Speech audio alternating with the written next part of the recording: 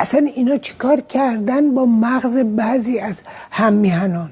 و این مملکتی که اگر این اتفاق نیفتاده بود امروز چی میشد و ثروتی که داشتیم، پیشرفتی که کرده بودیم، هوشی که ایرانیا داشتن، الان مردم گرسنه، کار ندارن، اصلا خونه ندارن، بی‌عدالتی، اعدام ها، شکنجه ها،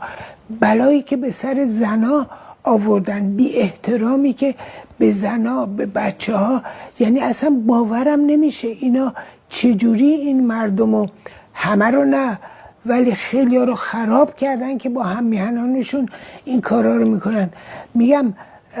ما مملکتمون مورد حمله بیگانگان قرار گرفته در چندین هزار سال، ولی همیشه ایران موند و هیچ کسی مثل اینایی که خارجی نبودن ایرانی بودن از خارجی بدتر کردن به سر ایران.